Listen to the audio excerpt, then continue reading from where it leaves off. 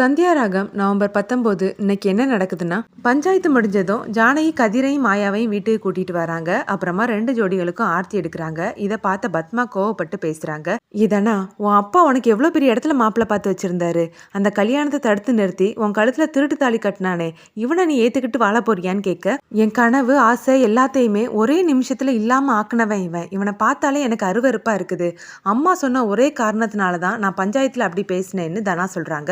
டே சீனு, அவ தான் அவ அம்மா கேட்டுக்கிட்டாங்கன்னு சொல்லி அப்படி பேசினானா, நீ எதுக்காகடா பஞ்சாயத்துல இந்த மாயாவை ஏத்துக்கிறதுக்கு சம்மதிச்சேன்னு கேட்க, அத்தை என்கிட்ட கேட்டுக்கிட்டதுனால தான் நானும் பஞ்சாயத்துல அப்படி பேசினேன்னு சீனு சொல்றாரு. இதை கேட்ட வீட்டுல இருக்கக்கூடிய எல்லாருமே ஷாக் ஆகுறாங்க. அப்புறமா பத்மா ஜானகி கிட்ட கோவப்படுறாங்க. என்ன நீ இதெல்லாம் உங்க தங்கச்சி பொண்ணுக்காக எங்க யாரை பத்தியும் நீங்க யோசிக்கலல்ல. இன்னைக்கு இவளால தான் என் புருஷனோட உயிரே ஆபத்துல இருக்குது. இப்படிப்பட்ட விஷப்பாம்புக்கா நீங்க இந்த வீட்டுல இடம் கொடுக்க போறீங்கன்னு கேட்க, உண்மை என்னன்னு தெரியாம பேசாத பத்மா, மாயா நம்ம குடும்பத்துக்காகன்னு ஜானகி உண்மையை சொல்ல வரும்போது மாயா அவங்கள தடுக்கிறாங்க.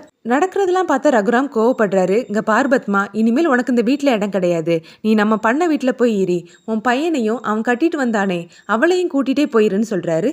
யாரோ ஒருத்திக்காக உங்க கூடவே இத்தனை வருஷமா இருந்த உங்க தங்கச்சியை நீங்க வீட்டை விட்டு வெளியே போக சொல்லுவீங்களான்னு பத்மா கேட்க, எப்போ உன் பையன் பஞ்சாயத்துல அவ கூட சேர்ந்து வாழ்றதுக்கு சம்மதம் சொன்னானோ இனிமேல் உங்க யாருக்கும் இந்த வீட்டுல இடம் கிடையாது.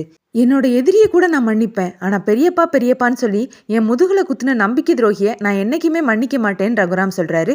அவங்க எதுக்காகங்க போகணும், நான் சொல்ல வரத கேளுங்கன்னு ஜானகி பேச வர, நீ பேசாத. 20 வருஷம் நம்ம வாழ்ந்த வாழ்க்கைக்கு ஒரு அர்த்தம் இருந்தா நான் எடுத்த முடிவுக்கு நீ குறுக்க நிக்காதன்னு ரகுராம் சொல்றாரு.